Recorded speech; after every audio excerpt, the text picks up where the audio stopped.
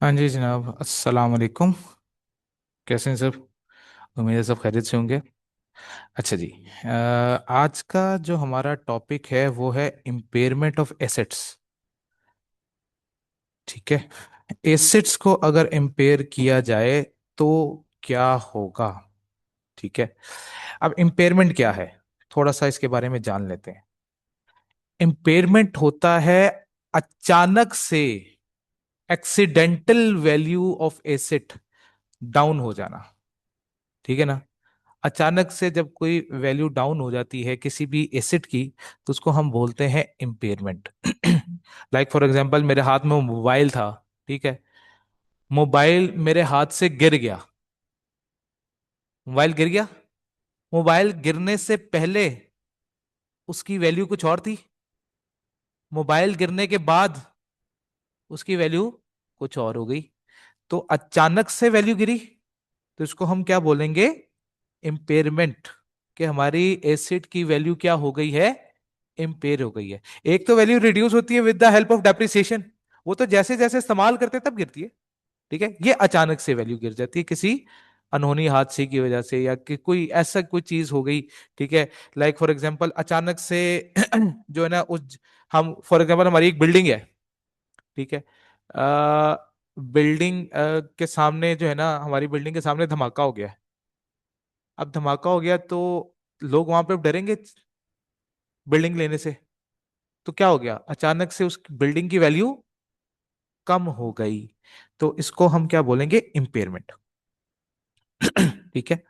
तो क्या कहता है IS 36, impairment of assets is concerned with insuring that assets are not over stated in the statement of financial position. हमने क्या करना है, एसेट्स को ओवर स्टेट नहीं करना, क्योंकि जाहिर सी बात है जब उसकी वैल्यू गिर जाएगी तो हमें भी वैल्यू उसकी गिरानी पड़ेगी। It is required that if value of an asset to an entity is less than its carrying amount, the carrying amount must be written down immediately because the asset is impaired. And IAS 36 refers to the value of the asset as its recoverable amount and prescribed how it is measured. अब carrying amount क्या होती है? What is carrying amount? पहले तो carrying amount की बात, carrying value बोलते हैं नेटबुक वैल्यू को। ठीक है। तो हमने क्या करना है, हमने कंपेयर करना है किसको? कंपैरिजन करेंगे किसका? Net book value. ठीक है। Net book value versus recoverable amount. Recoverable amount दोनों में से जो लोअर ऑफ होगी हमेशा एसिड की वैल्यू वो लिखी जाएगी। दोनों में से जो लोअर ऑफ होगी वो वैल्यू लिखी जाया करेगी। ठीक है। ओके होगी बात? अच्छा। फिर क्या बात आ गई? अच्छा, क्या क्या चीजें कहता है IS 36 apply to the accounting for impairment of all asset except the following. किन के ऊपर अप्लाई नहीं होता IS 36? Number one, inventories. IS 2 यानी कि, ठीक है, इन्वेंट्रीज के ऊपर अप्लाई नहीं होगा। Revenue from contract with customer यानी कि IFRS 15, वैसे तो आपने यहां पे नहीं पढ़ना, आप CR के अंदर पढ़ोगे ये, लेकिन IFRS 15 पे भी ये अप्लाई नहीं होगा। डेफर्ड टैक्स एसेट यानी कि IS 12, उसके ऊपर भी इसने अप्लाई नहीं होना। फिर financial assets included in the scope of IFRS 9, ये भी अगले आपने CR के पेपर के अंदर पढ़ना है, तो ये भी यहाँ पे इसके ऊपर भी अप्लाई नहीं होना, बस सिर्फ लिख लो कि भाई ये चीजें नहीं है। फिर आता है IS 41, बायोलॉजिकल एसेट्स, ये हम आगे जाके पढ़ेंगे इसी सब्जेक्ट के अंदर। ठीक है। तो बायोलॉजिकल एसेट्स के ऊपर इसने अप्लाई नहीं होना। फिर नॉन करंट एसेट्स और disposal groups classified as held for sale, जो भी एसेट्स मैंने सेल के लिए लगा दिए हैं उनके ऊपर अप्लाई नहीं, क्योंकि उनके लिए स्टैंडर्ड कौन सा है? IFRS 5 का है।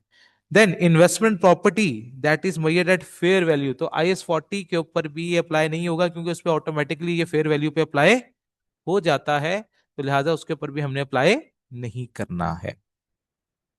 अच्छा। अब इंपेयरमेंट टेस्ट हमने लगाना कब है? हर कोशिश करनी है कि हर साल इंपेयरमेंट टेस्ट लगाएं, एनुअली इंपेयरमेंट टेस्ट अप्लाई होगा। Irrespective of whether there is an indication of impairment, the following intangible asset must be tested annually।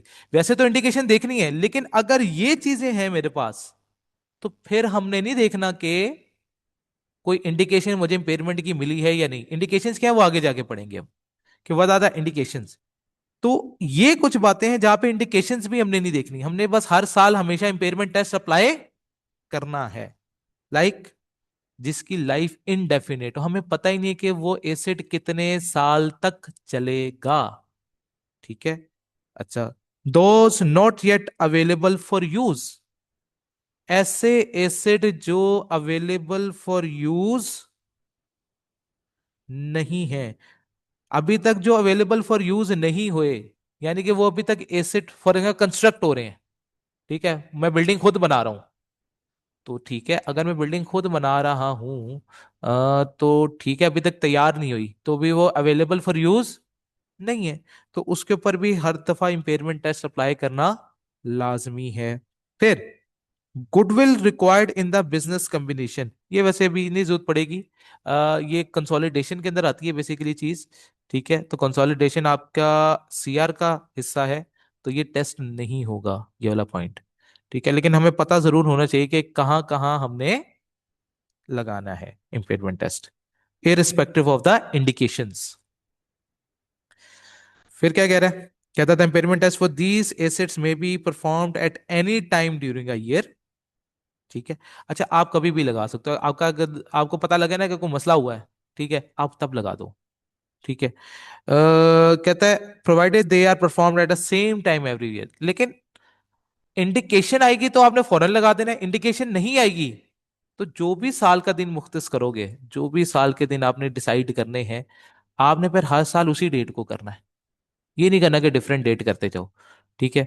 हाँ, अगर इंडिकेशन नहीं आई तब बात कर रहा हूं, अगर इंडिकेशन आएगी तो फिर तो इंडिकेशन के ऊपर आपने अप्लाई करना है इम्पेयरमेंट टेस्ट।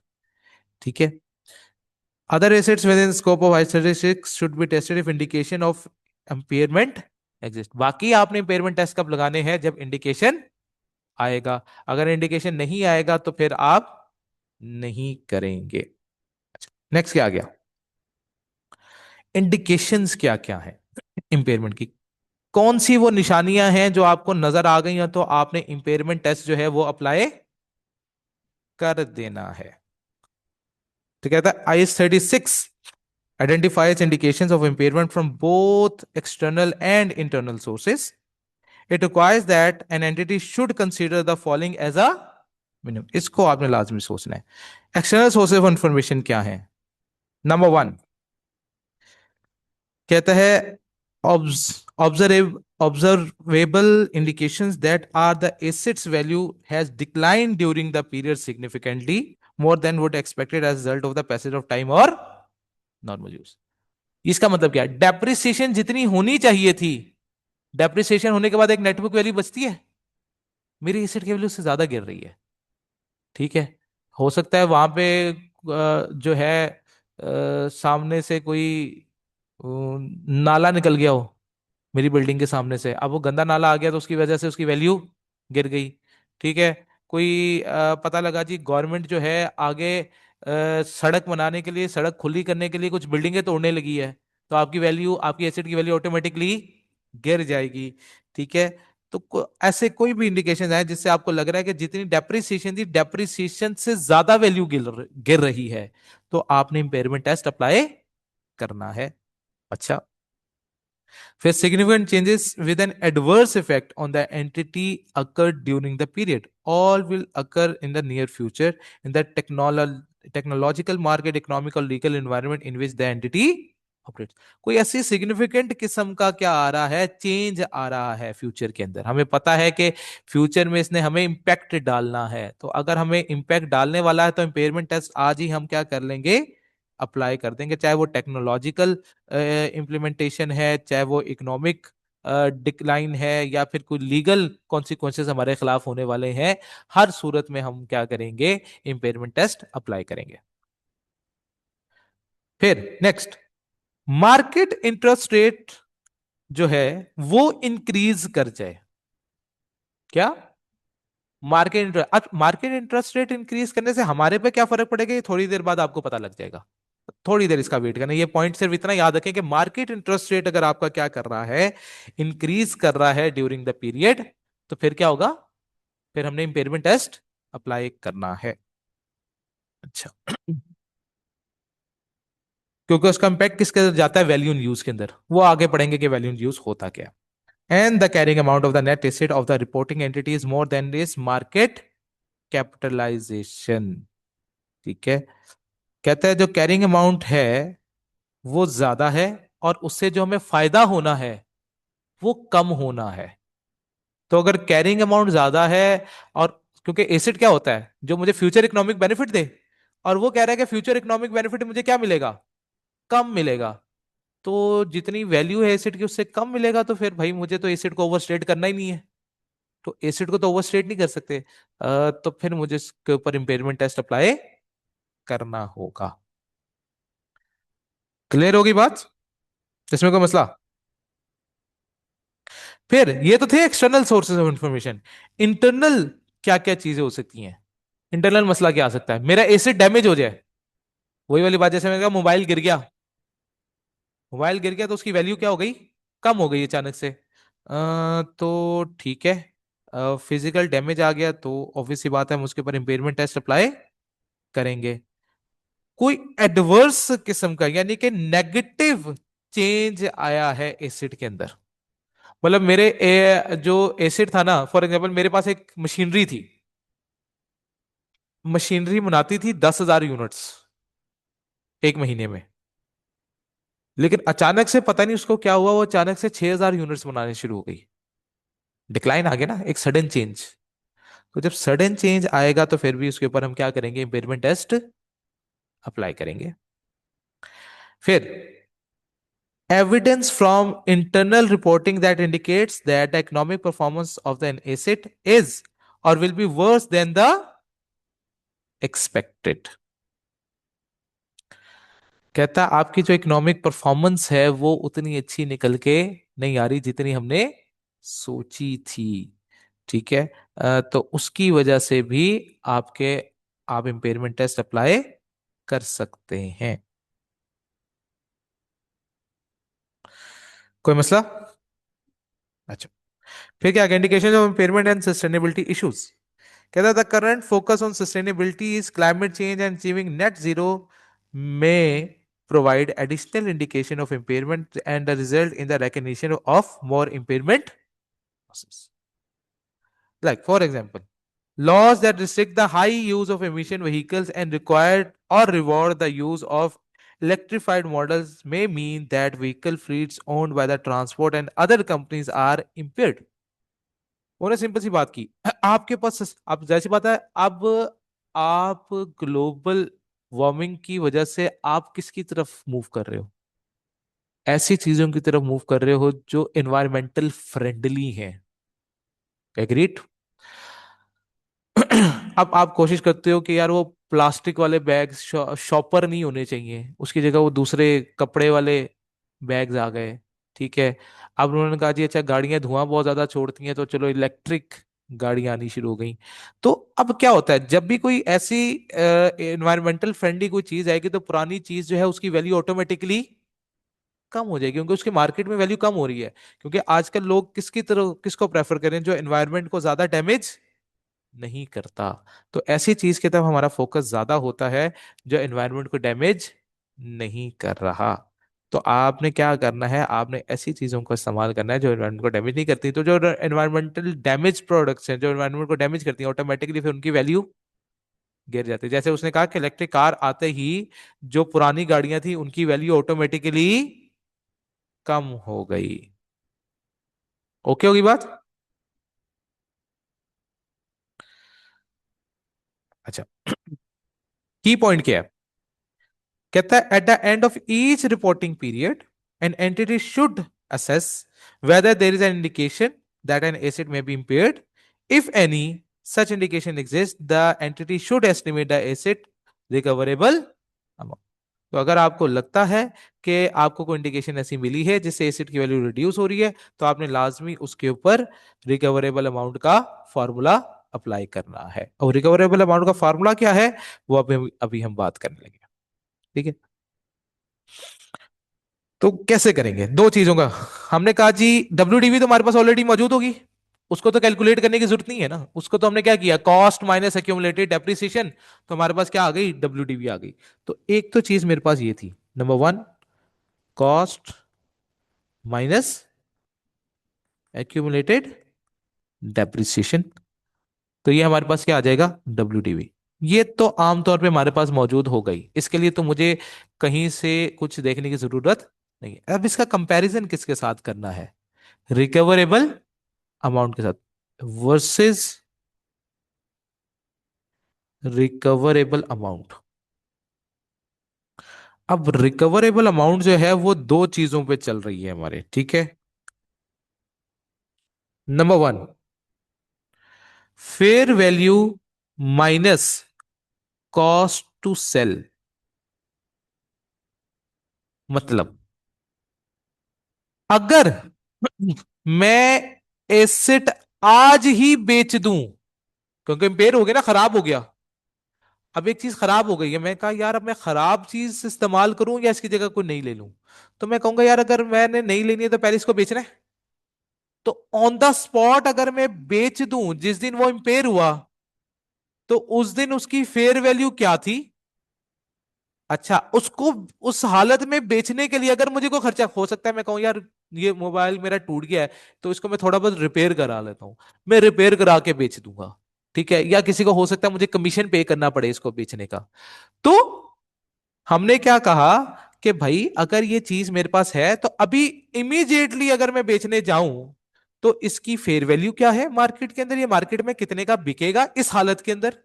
ठीक है, या इसको जो रिकवर करके थोड़ा सा हल्का फुल्का सा जो डैमेज हुआ उसको ठीक ठाक करके फिर मैं कहूँ जी कि अच्छे एंड पे बेच दूं, बाद में खराब हो जाए, तो उसके बाद जो खर्चा होगा माइनस कॉस्ट टू सेल, यानी कि एट द एंड मुझे रिकवर करके क्या देगा ये मोबाइल। तो रिकवरेबल अमाउंट यही हुई कि मुझे कितने पैसे जनरेट करके देगा। एक तो ये आ गया। दूसरा क्या आ गया, वैल्यू इन यूज।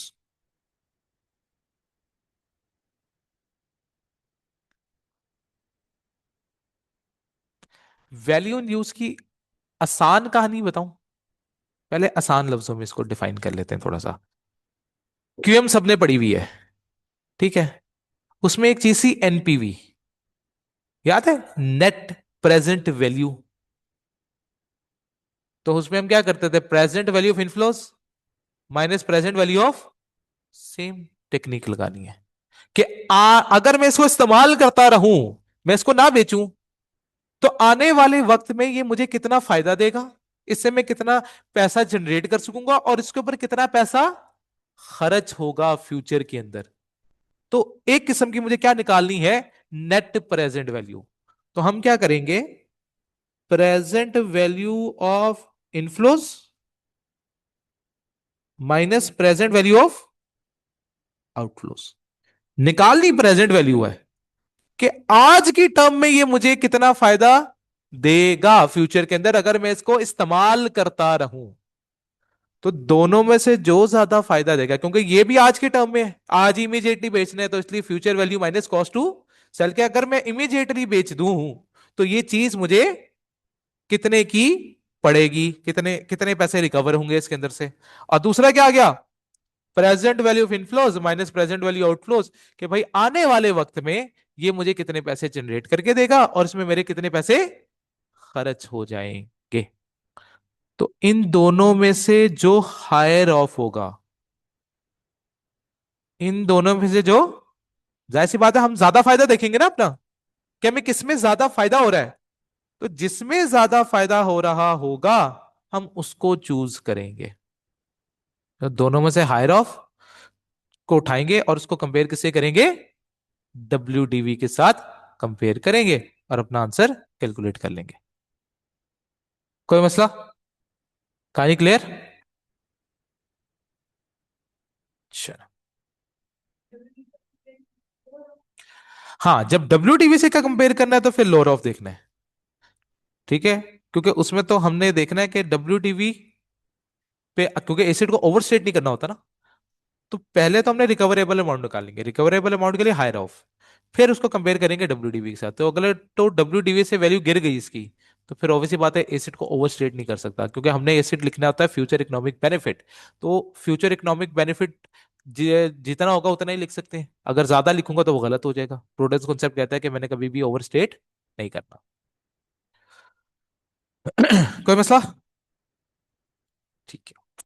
अब सेलिंग कॉस्ट में क्या क्या चीजें आ जाती हैं? आपकी लीगल कॉस्ट आ सकती है, कॉस्ट ऑफ रिमूविंग एसेट्स आ सकता है, टैक्सेस पेड आ सकते हैं। ठीक है। कोई उसकी जो डैमेज हो गया, डैमेज कंट्रोल करने के लिए जो खर्चा आता है, वो जो डैमेज उसकी रिकवरी के लिए जो खर्चा आता है, वो भी कॉस्ट टू सेल में हम कंसीडर कर सकते हैं। कोई मसला? ठीक है। क्वेश्चन नंबर 1 पे आ जाए। कहता है महबूब एंड कंपनी हैज अ जहाज, एंड जहाज was purchase on 1 January 2021।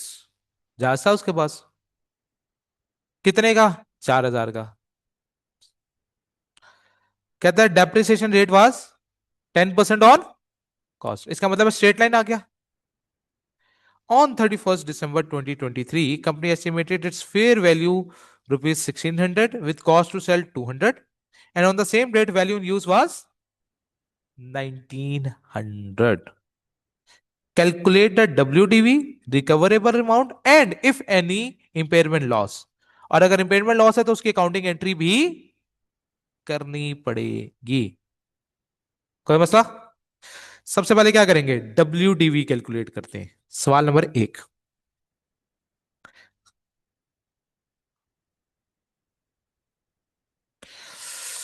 Acid कितने का खरीदा था और कब खरीदा था?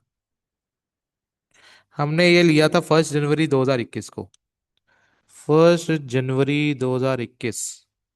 कॉस्ट कितनी थी?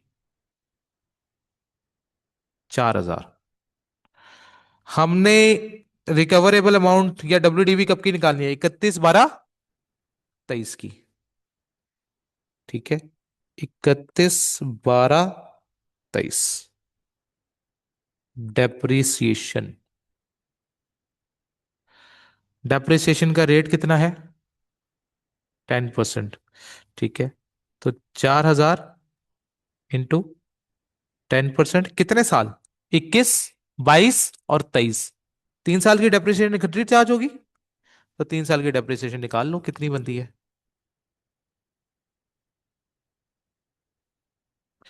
4,000 का 10% 400, और 400 को 3 से मल्टीप्लाई करते हो 1,200। माइनस कर दें। ठीक है। तो 31/12/23 को WDV कितनी आ गई? That is 2,800। ये क्या आ गई? WDV। दूसरी चीज मुझे क्या निकालनी थी? Recoverable amount.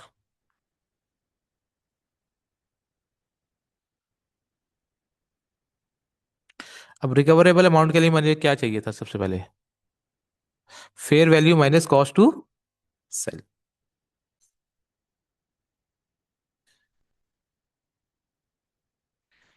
Fair value minus cost to sell. Fair value कितनी थी? 1,600 माइनस कॉस्ट टू सेल 200। तो fair value minus cost to sell कितनी आ गई? 1,400। ठीक है। साथ में मुझे क्या इसके कंपेयर करना था? Value in use. Value in use पे उसने खुद ही प्रोवाइड कर दी है कितनी? 1,900। वैल्यू इन यूज कितनी है? 1,900। तो दोनों में से क्या लेना था? Higher of. तो रिकवरेबल अमाउंट क्या बन गई? 1,900। रिकवरेबल अमाउंट क्या आ गई? 1,900। अब WDV 2,800 थी, और रिकवरेबल अमाउंट जो थी वो 1,900 थी। तो इंपेयरमेंट होगी? बिल्कुल होगी। इंपेयरमेंट कितनी होगी फिर? हमने कहा जी WDV से वैल्यू रिकवरेबल अमाउंट की गिर चुकी है, तो WDV तो ऑलरेडी मेरे बुक्स में लिखी हुई थी, उससे भी रिड्यूस करना है। तो कितने से रिड्यूस होगा? 2800 माइनस 1900, कितना आ गया? 900 की इंपेयरमेंट लॉस आएगी। ठीक हो गया। और इंपेयरमेंट लॉस की एंट्री क्या होगी? इंपेयरमेंट लॉस आपका एक किस्म का एक्सपेंस है, क्योंकि हमने कहा था जितने भी लॉसेज होते हैं वो एज एन एक्सपेंस ट्रीट किए जाते हैं। तो इंपेयरमेंट लॉस डेबिट, और क्या था, जहाज था मेरे पास, एयरप्लेन क्रेडिट। कितने से? 900 से। और इसके बाद डिस्क्रिप्शन क्या लिखेंगे? Asset impaired.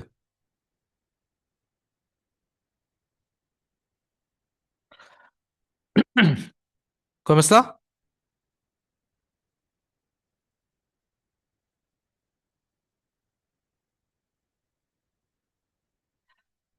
यहां तक कहानी ओके? लो जी, नेक्स्ट आ जाते हैं, क्वेश्चन नंबर 2।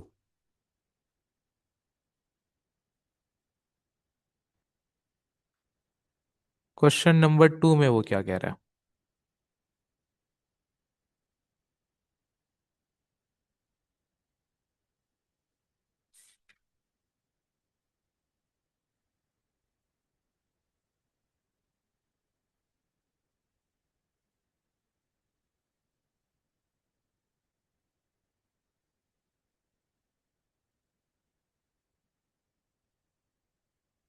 क्वेश्चन नंबर 2 में क्या कह रहा है?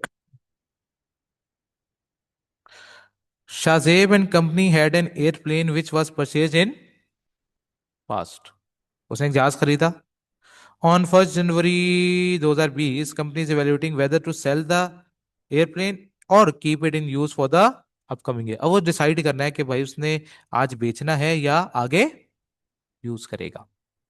If company decided to keep the plane in business the following cash inflows are expected from the use of the airplane. कहता अगर मैं इस्तेमाल करूंगा तो ये फ्यूचर कैश फ्लोज मुझे एक्सपेक्टेड है। अभी मैं किस डेट पे खड़ा हुआ हूं? 1 जनवरी 2020 पे, 2020 के शुरू में खड़ा हूं। तो इसका मतलब है ये जो 31/12/2020 है, ये क्या है? पहले साल का आखिर, ये दूसरे साल का आखिर, ये तीसरे साल का आखिर, और ये चौथे साल का आखिर है। अच्छा, डिस्काउंट रेट हमेशा कौन सा इस्तेमाल करना है? Pre tax. क्या? पोस्ट टैक्स कभी नहीं इस्तेमाल करना, हमने हमेशा क्या करना है? प्री टैक्स रेट यूज करना है। अच्छा, on 31/12/23 airplane will be dispose of at 1200। Calculate क्या करना है? सिर्फ वैल्यू इन यूज। इसका मतलब है मुझे सिर्फ क्या निकालनी है? नेट प्रेजेंट वैल्यू एक किस्म की। मुझे उसके अलावा कुछ और चीज कैलकुलेट नहीं करनी है। तो मुझे सिर्फ वैल्यू इन यूज कैलकुलेट करना है, मुझे रिकवरेबल अमाउंट भी नहीं निकालनी, ना मुझे इंपेयरमेंट निकालना है, सिर्फ एक चीज उसने कैलकुलेट करने को कहा। ठीक है। अच्छा जी, पहले साल इनफ्लो कितना आ रहा है? फार्मूला क्या था प्रेजेंट वैल्यू कैलकुलेट करने का? याद है वो फार्मूला? क्यूएम में जो पढ़ाया था। प्रेजेंट वैल्यू कैलकुलेट करना फार्मूला क्या था? Future value into 1 + r⁻⁻n। तो यही फार्मूला लगाएंगे। ठीक है। अब रेट ऑफ इंटरेस्ट कितना था? 10%। हमने कहा ठीक है। पहले साल मुझे कितने पैसे मिल रहे हैं? वैल्यू इन यूज कैलकुलेट करने लगा हूं। पहले साल मुझे कितना पैसा मिल रहा है? 8,000 इंटू 1 + 0.1, क्योंकि 10% था, 10% को 0.1 भी ले सकते हैं। कितने साल पीछे लेके जाना था?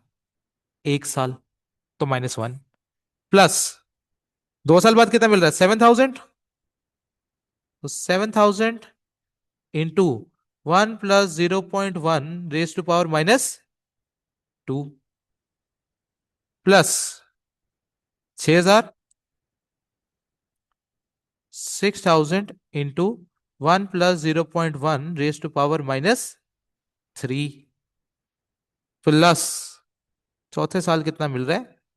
5। अच्छा, लेकिन चौथे साल मुझे दो चीजें मिल रही हैं। एक तो कैश फ्लो आ रहा है मेरा कितना, 5,000, प्लस एयरप्लेन भी उस दिन डिस्पोज ऑफ हो रहा है, तो डिस्पोज करने के भी मुझे पैसे मिल रहे हैं।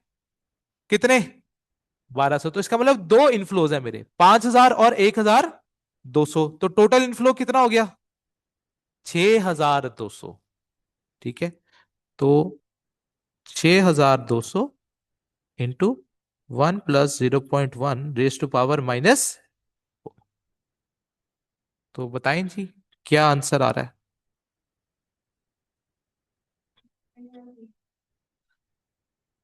31,21,800, ये हमारी वैल्यू इन यूज कैलकुलेट हो गई। इसमें कोई मसला।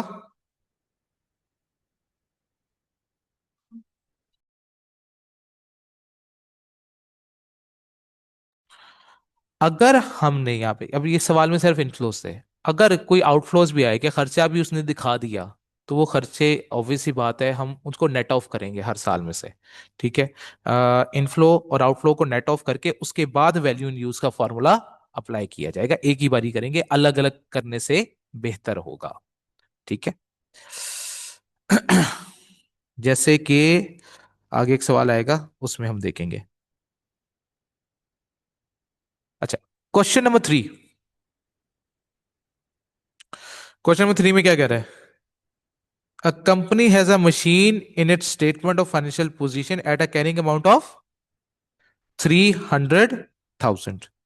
The machine is used to manufacture the company's best selling product range, but the entry of a new competitor to the market has severely affected sales. As a result of the company believes that the future sales of the product over the next 3 years will be only 1,50,000, 1,00,000 और 50,000। एक new एंट्रेंट आ गया, उसकी वजह से हमें मसला हो गया। हमने कहा भाई अब फ्यूचर हमारी सेल्स क्या हो जाएंगी, डिक्लाइन हो जाएंगी। अब फ्यूचर की सेल डिक्लाइन हो रही है, इकोनॉमिक बेनिफिट हमारा कम होने वाला है आने वाले साल में, ये इंपेयरमेंट की निशानी है। तो यहां पे भी हमने क्या करना है, इंपेयरमेंट टेस्ट लगाना है। The asset then will be sold for 25,000। An offer has been received to buy the machine immediately for 2,40,000, but the company would have to pay shipping cost of 5,000 and the risk-free market rate of interest is 10%। ठीक हो गया। फिलहाल machine की carrying amount क्या है right now. Carrying amount कितनी आ रही है, 3 लाख। ठीक है, ये उसने मुझे सवाल ने बता दी कि कैरिंग अमाउंट मेरे पास जो है वो 3 लाख है। Okay, the machine is used to manufacture the company's best-selling product range, but the entry of a new competitor to the market has severely affected sales. अब WDV ऑलरेडी मेरे पास मौजूद है क्वेश्चन नंबर 3 की, वो मुझे कैलकुलेट करने की जरूरत नहीं है। WDV is 3 lakh. कैलकुलेट क्या करना है, रिकवरेबल अमाउंट। अब रिकवरेबल अमाउंट के लिए मुझे क्या चाहिए, दो चीजें चाहिए। Number 1, fair value minus cost to sell. ठीक है, अगर मैं अभी इसको बेचने जाऊं तो ये कितने का बिकेगा। तो हमने कहा ठीक है, फेयर वैल्यू उसने बताई है 2,40,000। अभी मुझे ऑफर आई है कि 2,40,000 का मैं बेच दूं, और लेकिन उसके ऊपर मुझे कॉस्ट कितनी पड़ेगी, 5,000। तो fair value minus cost to sell कितना आ गया, 2,40,000 -5,000। तो ये कितना बन जाएगा, 2,35,000। ओके होगी कहानी। देन उसके बाद अगली चीज क्या है, फिर हमारे पास आता है fair value minus cost to sell के बाद नेक्स्ट चीज जो हमारे पास आती है वो आती है value in use. Value in use में उसने क्या कहा, आने वाले वक्त में क्या इनफ्लोज आएंगे, मेरे फ्यूचर सेल्स क्या होंगी, 1,50,000, 1,00,000 और 50,000। लेकिन आखिरी साल में हम अपने एसेट सोल्ड भी कर देंगे, तो एसेट कितने का सेल हो रहा है आखिरी साल में, 25,000 का। तो आखिरी साल में दो इनफ्लोज हैं, 50,000 और 25,000। तो टोटल कितना हो जाएगा, 75,000। थाउजेंड। तो ठीक है, रेट क्या था? रेट है हमारे पास 10% का। रिस्क फ्री मार्केट रेट जो है उसने 10% प्रोवाइड किया हुआ है। तो ठीक है, 1,50,000 इंटू, अच्छा अब 1 + 0.1 कितना होता है? 1.1 होता है। तो मैं डायरेक्टली 1.1 लिखने लगा हूं। ठीक है, 1.1 रेज टू पावर -1 प्लस अगले साल कितना था, 1 lakh, into 1.1 raise to power -2 plus अब तीसरे साल 50,000 का इनफ्लो भी है और 25,000 का एसिड बिकेगा भी, तो टोटल कितने पैसे आएंगे? 75,000। तो 75,000 इंटू 1.1 रेज टू पावर -3 जी।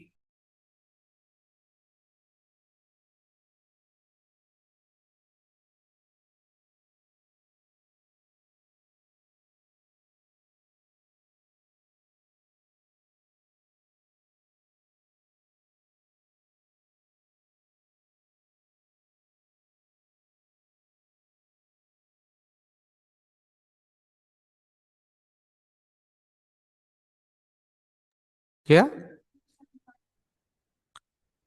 275,356, ये मेरी क्या आ गई? वैल्यू इन यूज आ गई। ठीक है, अब दोनों में से हायर ऑफ कौन सा है?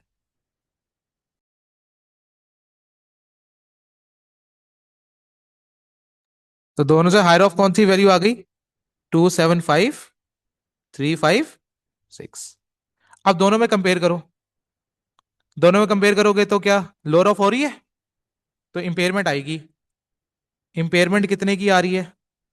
इंपेयरमेंट कैलकुलेट कर लेते हैं। 3 लाख -275, 356, तो ये कितना आ जाएगा? 24,644। ओके होगी बात?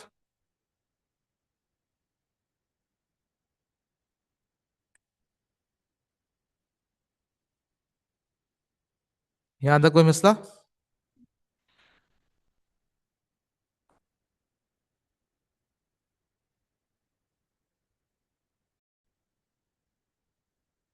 ठीक हो गया। बाकी फिर इंशाल्लाह भाई अगले लेक्चर में मुलाकात करेंगे।